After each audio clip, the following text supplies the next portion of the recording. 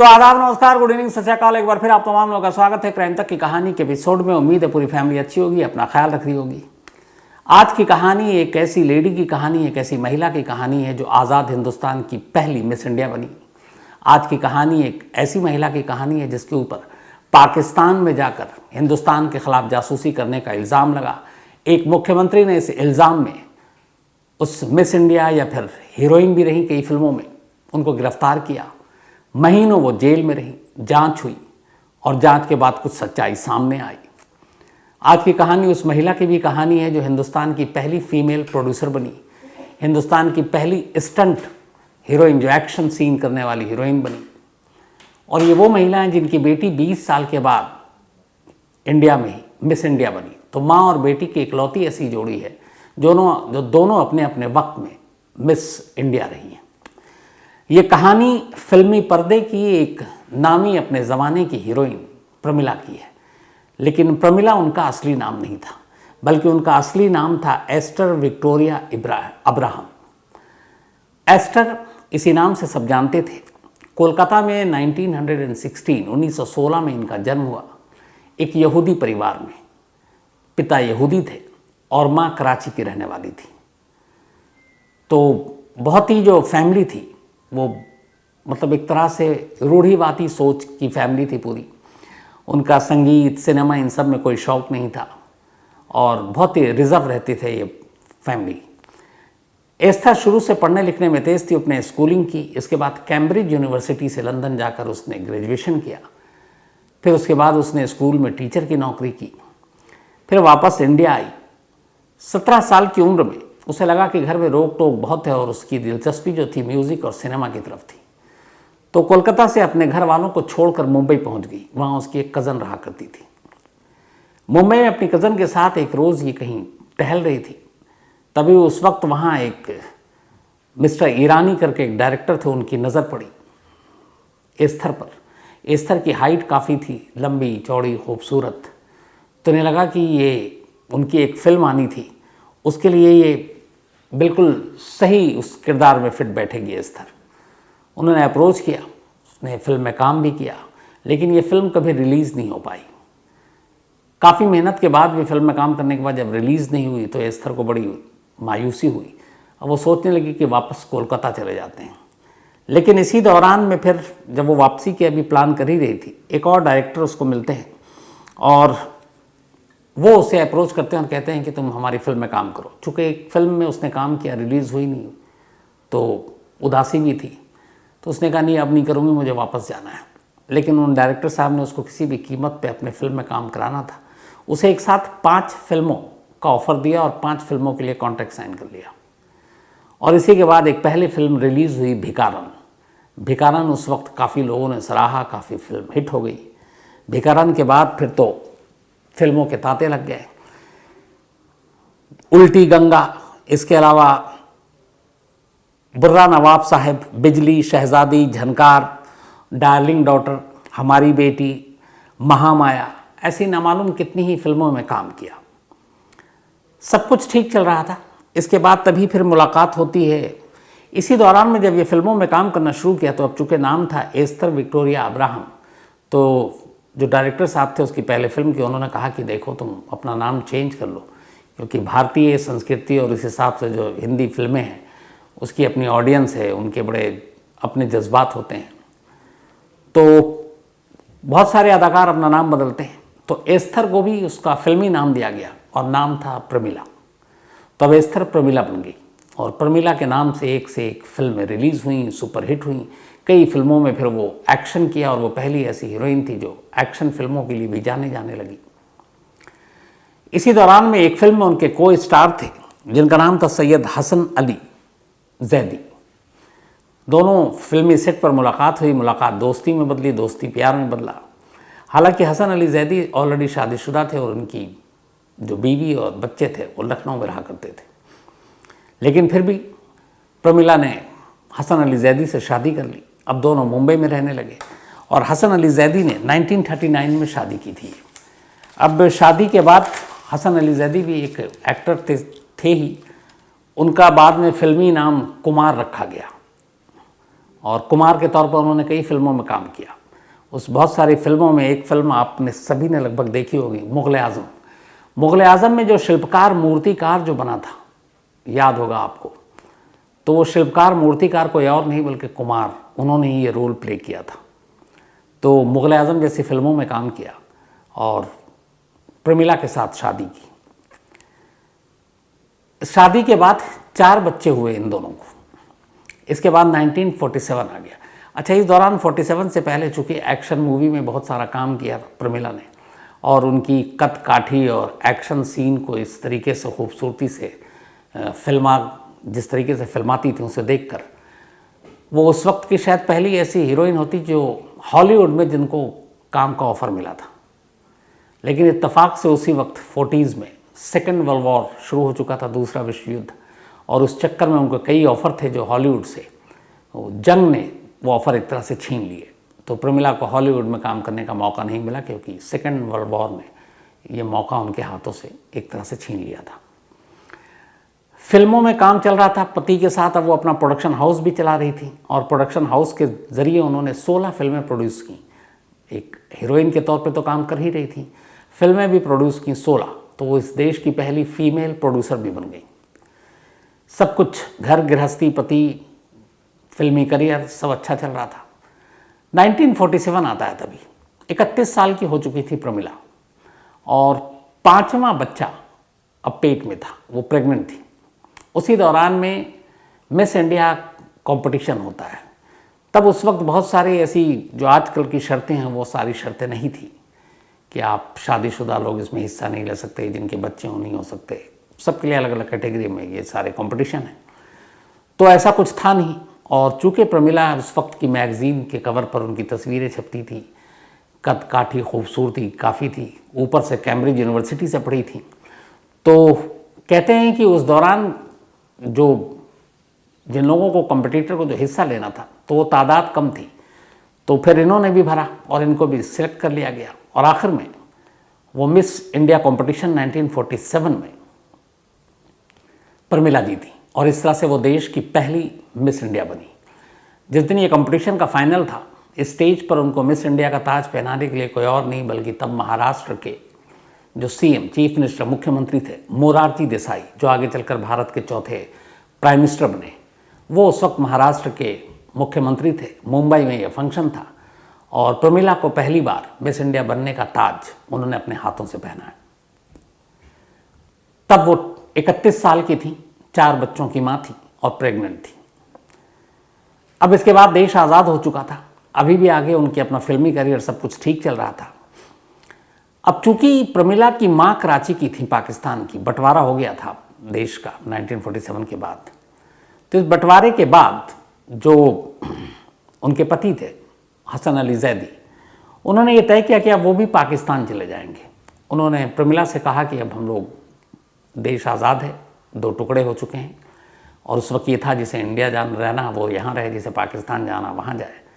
तो हसन अली जैदी ने तय किया कि वो पाकिस्तान जाएंगे, लेकिन प्रमिला ने कहा कि नहीं, वो यहीं रहेंगी, हिंदुस्तान।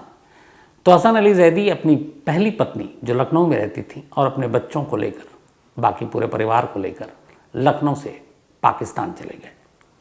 इस बात का प्रमिला को बड़ा गहरा सदमा भी लगा, धक्का भी लगा, लेकिन वो अपने 4 बच्चों के साथ मुंबई में ही रुकी रहीं और मुंबई में ही उन्होंने रुकने का फैसला किया।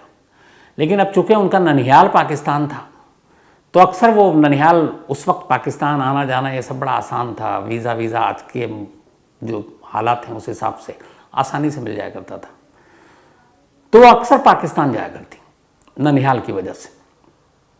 पाकिस्तान आना जाना होता, इधर फिल्मी करियर सब कुछ चल रहा था, फिल्मों में एक्शन सीन भी हो रहा है, तो कई स्पाई फिल्में भी कर डाली उस वक्त, जासूसी टाइप। उनके बार बार पाकिस्तान आने जाने को लेकर फिर कई लोगों को शक हुआ और ये हुआ कि ये बार बार पाकिस्तान क्यों जाती हैं। अच्छा, जब फिल्म रिलीज़ हो तब भी जाती हैं, फिल्म के बीच में भी जाती हैं, फिर किसी और वजह से भी जाती हैं। तो ये बात धीरे धीरे लोगों के कानों तक पहुंची और उन्हें डाउट होने लगा कि प्रमिला पाकिस्तान जाकर कुछ गड़बड़ कर रही हैं। साल में कई चक्कर पाकिस्तान के होते थे और आमतौर पर लोग इतनी बार पाकिस्तान नहीं जाया करते थे। ये बात तब महाराष्ट्र के मुख्यमंत्री मोरारजी देसाई के कानों तक भी पहुंची और उनसे कहा गया कि डाउट है कुछ, अपने जो खुफिया जासूस उन लोगों ने भी कहा कि इनके ऊपर नज़र रखी जानी चाहिए, क्योंकि उस वक्त बाद में इंडिया और पाकिस्तान को लेकर जासूसी के बहुत सारे केसेस सामने आ चुके थे। दोनों देश अपने अपने पैर पर खड़े हो रहे थे। तो अब ऐसे में एक बॉलीवुड की हीरोइन और उसका बार बार पाकिस्तान जाना और फिर वहाँ से वापस आना, तो कुछ मुखबिरों और कुछ जासूसों की ऐसी खबर थी कि वो वहाँ पर भारतीय जो अलग अलग जगह हैं उनकी सूचनाओं को देने के लिए पाकिस्तान जाती हैं, यानी कि वो पाकिस्तान के लिए मुखबिरी कर रही हैं भारत के खिलाफ। अब ये बात सरकार के कानों तक पहुंची तो फिर मोरारजी देसाई ने कहा कि इन पर नज़र रखो। फिर नज़र रखा गया, उनके सारे दौरों के चेक किया गया, कब कब जाती हैं, कब आती हैं। इसी दौरान में जब ये सारी चीज़ें हुई तो उसके बाद सरकार तक बात पहुंची कि मामला गड़बड़ है और ये जासूसी कर रही हैं। फिर एक रात मुंबई में ही जब प्रमिला पाकिस्तान से लौटी थी, उसी के फ़ौरन बाद पुलिस की टीम पहुंचती है और प्रमिला को गिरफ्तार कर वहाँ से ले जाती है। इसके बाद उन्हें जेल भेज दिया जाता है। जब पूछा जाता है कि वो पूछती हैं कि ऐसा क्यों, तो बताया जाता है कि आप पर देश के ख़िलाफ़ जासूसी करने का इल्ज़ाम है। तो उन्होंने कहा सबूत, तो उन्होंने कहा कि हम सबूत अदालत में देंगे और आप बार बार जो पाकिस्तान जा रही हैं वो इसी मकसद से जा रही हैं, हमारे पास पुख्ता सबूत और जानकारी है। अब उनकी गिरफ्तारी का हुक्म जो था वो महाराष्ट्र के मुख्यमंत्री मोरारजी देसाई जी ने दिया था। अब प्रमिला को उठाकर जेल में डाल दिया गया। उस वक्त ये बड़ी खबरें बनी और इत्तेफाक से अब 47 में वो बनी थी, 1967 आ गया था, 1967 में उनकी बेटी प्रमिला की नकी, नाम नकी जैदी, उन्होंने मिस इंडिया कंपटीशन में हिस्सा लिया और इत्तेफाक से वो विनर हो गई। तो नकी, पहले उनकी माँ प्रमिला, ये पहली माँ बेटी की जोड़ी थी इस देश में और आज भी है 2023 में इकलौती, जो माँ भी मिस इंडिया बनी और बेटी भी मिस इंडिया बनी। तो पहले प्रमिला बनी, फिर उनकी बेटी नकी बनी। खैर उधर प्रमिला जेल में थी। अब कोर्ट के अंदर सबूत और ये सारी चीज़ें भी देनी थी। बहुत सारे लोग सामने आए जो प्रमिला को जानते थे, कलकत्ता से लेकर मुंबई तक में सब कुछ उनके बारे में, फैमिली के बारे में, उनके पति जैदी के बारे में। तो फिल्म इंडस्ट्री के भी बहुत सारे लोग सामने आए। इधर पुलिस ने अपनी पूरी तफ्तीश की, जासूसों की पूरी रिपोर्ट आई। पाकिस्तान में जो अपने सोर्सेस थे उनके ज़रिए, जो अपने वहाँ पे जासूस हैं उनके ज़रिए पता लगाया गया। फिर पाकिस्तान में इनकी गतिविधियों के ऊपर रिपोर्ट मांगी गई। तो उन सारी रिपोर्ट के बाद जो रिपोर्ट फाइनल तैयार हुई वो ये थी कि प्रमिला जब जब उनकी फिल्में रिलीज़ होती थी वो पाकिस्तान जाती थी उस वक्त उसके प्रचार के लिए। उनका ननिहाल था और ननिहाल से वो बहुत मोहब्बत करती थी, तो वहाँ जाती थी उनसे मिलने के लिए। और जब जब गई तो पाकिस्तान के किसी भी ऐसी इंस्टीट्यूशन या संस्थान में नहीं गई जहाँ पे कोई डाउट हो कि वो मिली, या फिर उनसे कोई मिलने के लिए नहीं आया, कोई ऐसा सस्पिशियस जिससे डाउट हो वो जासूसी कर रही है। कभी वो अपने साथ कोई ऐसी चीज़ नहीं ले गई या कभी वहाँ से कोई ऐसी चीज़ लेकर नहीं आई। कोई भी जो तलाशी ली गई उनकी डायरी से लेकर तमाम चीज़ें, उसमें से एक भी ऐसा सुराग नहीं मिला जिससे ये साबित हो सके कि वो एक जासूस थी और पाकिस्तान के लिए जासूसी कर रही थी। जब ये सारी रिपोर्ट आई और जिन मुख्यमंत्री मोरारजी देसाई जी ने ये के हुक्म पर ये गिरफ्तारी हुई थी, जब उनके सामने ये सारी चीज़ रखी गई, तब फिर ये हुआ कि ये गलती हो गई और हमने एक बेगुनाह शख्स पर शक किया। और उसी के बाद चूँकि कोई सबूत था नहीं, अच्छा इस दौरान में उनके घर वर भी सील हो गए थे, तो फिर सरकार ने फैसला किया कि उन्हें बाइज्जत रिहा किया जाए। तो करीब 7-8 महीने जेल में रहने के बाद प्रमिला को रिहा कर दिया गया। वापस आई वो, उसके बाद फिर वो जो सारी उनकी प्रॉपर्टी संपत्ति थी वो सारी चीज़ें वापस अदालत के ज़रिए उन्होंने वापस हासिल की। और इसके बाद उन्होंने कुछ चुनिंदा फिल्मों में काम किया। फिर इनके 4 बच्चे थे और उन बच्चों में एक बेटी आपको बताया नकी, वो बहुत अच्छी मॉडल बनी, अलग अलग उसमें काम किया। और एक बेटा इनका, बाकी 2 बेटों ने भी कुछ फिल्मों में, सीरियल में काम किया। एक बेटा जो हैदर अली, जो एक फिल्म आई थी जोधा अकबर ऋतिक रोशन की, उसकी स्क्रिप्ट उन्होंने लिखी, वो प्रमिला के बेटे हैं। और उसमें एक जो गाना है मौला मेरे मौला, उस गाने को फिल्माया, उनके ऊपर गया। हैदर अली की एक और पहचान भी है कि जो नुक्कड़ सीरियल आया करता था दूरदर्शन पे बहुत पहले, उसमें भी उन्होंने काम किया, तो बहुत सारे टीवी सीरियल में काम किया। लेकिन सबसे बड़ी पहचान ये है कि जोधा अकबर की पूरी स्क्रिप्ट लिखी और उसके उस गाने में मेन जो कैरेक्टर है वो उसमें वो साफ नज़र आते हैं, ख्वाजा मेरे ख्वाजा जो गाना था। तो ये उनके बेटे की पहचान है। फिर उसके बाद उन्होंने आखिरी में सबसे लास्ट एक मराठी मूवी थी ठंग, जो अमोल पालेकर जी ने बनाई, उसमें उन्होंने एक ग्रैंड मदर का रोल प्ले किया था। और उसके बाद मतलब उससे पहले फिर फिल्मों में काम नहीं किया, लेकिन अपनी उनकी प्रॉपर्टी थी, बाकी सब चीज़ें थी, माली हालत भी अच्छी थी।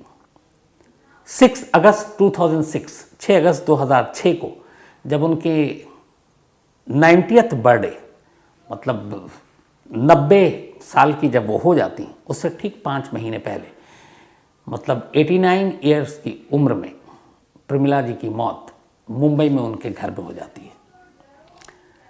उन्होंने आखिर तक यहूदी धर्म को निभाया और यहूदी धर्म की जो तमाम रस्में रिवाज थी उसको निभाया, और उनको यहूदी रीति रिवाज के हिसाब से ही दफनाया गया मुंबई के चिंचपोकली इलाके में, और उनकी कब्र पे हिब्रू और अरबी में वो सारी चीज़ें लिखी गई हैं। तो बहुत सारे कम लोगों को ये बात मालूम है कि इंडिया की जो पहली मिस इंडिया थी वो कैसे उन पर जासूसी का इल्ज़ाम लगा था, और अपने जीते जी उन्होंने इस कलंक को धोया भी, और बाद में सरकार ने ये एक्सेप्ट भी किया कि गलती हुई, गलत जानकारी थी। जानकारी किया एक शक इसलिए पैदा हो गया क्योंकि वो बार बार पाकिस्तान का दौरा कर रही थी, तो लगा कि ये बार बार जाना है, कुछ गड़बड़ है, लेकिन ऐसी कोई चीज़ नहीं आई और वो पाक साफ निकली। तो ये थी कहानी देश की पहली मिस इंडिया, देश की पहली फीमेल प्रोड्यूसर, देश की पहली स्टंट करने वाली, जो एक्शन सीन करने वाली, और देश की पहली ऐसी माँ बेटी की जोड़ी की जो दोनों मिस इंडिया बनी। तो कहानी ख़त्म करूं उससे पहले वही अपना सिलसिला आज का। जॉर्ज एंटो, आज इनका जन्मदिन है, तो हैप्पी बर्थडे जॉर्ज। और ये एबिन एंटो ने भेजा है केरला से। साथ ही भावेश, इनका भी आज बर्थडे है, तो हैप्पी बर्थडे भावेश। और वीरेंद्र सिंह ने भेजा है। इसके अलावा विशाल राय हैं लुधियाना से, इनका भी जन्मदिन है, तो हैप्पी बर्थडे विशाल। संजना, इनका भी आज जन्मदिन है, तो हैप्पी बर्थडे संजना। और ये प्रवीण रत्नाला जी की बिटियां हैं। ठाकुर विशाल सिंह तोमर, इनका भी आज बर्थडे है, तो हैप्पी बर्थडे ठाकुर साहब। और जॉली सिंह ने भेजा है। जसवंत धारू, इनका भी आज जन्मदिन है, बल्कि घारू, तो हैप्पी बर्थडे जसवंत जी। इसके अलावा मोनू ओझा का भी आज बर्थडे है, तो हैप्पी बर्थडे मोनू। और राहुल यादव ने भेजा है। साथ ही शाहीन और यूनिस सिकलिकर, इन दोनों की आज एनिवर्सरी, आप दोनों को बहुत बहुत मुबारक। पूजा और विनायक, इन दोनों की भी आज मैरिज एनिवर्सरी है, और ये तो आप दोनों को भी बहुत बहुत मुबारक, बधाई। अनुपम चंद्रा ने भेजा है। इसके अलावा मिंकी और निपुल, इनकी भी एनिवर्सरी है दोनों की, तो आप दोनों को भी बहुत बहुत बधाई मुबारक। और ये अशोक सचदेव जी ने भेजा है। साथ ही सुदीप्ता और परिमल विश्वास, इन दोनों की भी आज मैरिज एनिवर्सरी है, तो आप दोनों को भी बहुत बहुत बधाई। और माधवी और पंकज ने भेजा है। इसके अलावा इरफान खान ने कहानी की फरमाइश की है। गुरमीत सिंह ने कहानी की फरमाइश की है। मोहम्मद अबरार फैयाज, ये बैरिस्टर हैं और बांग्लादेश में। Thank you so much Faiyaz Sahab आपके इस मेल के लिए। Anil Mandal, thank you so much Anil Mandal आपके मेल के लिए। और अनिल मंडल की अंधेरी वेस्ट मुंबई में एक पिज़्ज़ा बाइट्स के नाम से शॉप है, तो आप में से जो भी मुंबई में और पिज़्ज़ा खाने के शौकीन हैं तो अनिल मंडल साहब के पास जाइएगा। क्राइम तक फैमिली मेंबर हो सकता है ये क्राइम तक फैमिली कहने पर डिस्काउंट भी दे दें, पर मैं आऊँगा तो ज़रूर आऊँगा आपके पास अनिल साहब। And thank you so much mail के लिए। YS राजशेखर रेड्डी, इन्होंने एक कहानी की फरमाइश की है। इसके अलावा गजानंद सैनी, इन्होंने भी एक कहानी की फरमाइश की है। शील निधि शुक्ला, इन्होंने भी एक कहानी की फरमाइश की है। Jasmeet Singh Chawla, thank you so much. इन्होंने कहा कि मैं अब आपसे सोचता हूँ कि लाइव सवाल जवाब होगा, पहले हुआ करता था, अब होता नहीं है। आपने सही कहा, मैं अब कोशिश कर रहा हूँ जल्दी कुछ चीज़ें ऐसा करूँ कि वीक में एक आध दिन कम से कम कहानी लाइव रखूँ, ताकि कहानी के बाद आप लोगों के सवाल जवाब कुछ बातचीत हो सके। तो अगर आप में से ज़्यादातर लोगों को लगता है, अपनी राय ज़रूर दीजिएगा। ये है कि मुझे थोड़ा सा ज़्यादा टाइम लगेगा, लेकिन चलेगा, आपकी मोहब्बत के लिए इतना कर लूँगा। मनु रावल, इन्होंने कहा कि अक्षरधाम की कहानी सुनाई अटक की, मैं शायद सुना चुका हूँ मनु भाई। इसके अलावा Mantu Mahato, thank you so much. Jamshedpur से हैं और उधर की कोई कहानी सुनना चाहते हैं तो जल्दी सुनाता हूँ। तो आज कहानी में इतना ही। अब आपसे मुलाकात होगी कल रात 9 बजे किसी नई कहानी के साथ। तब तक अपना ख्याल रखिएगा। Thank you very much.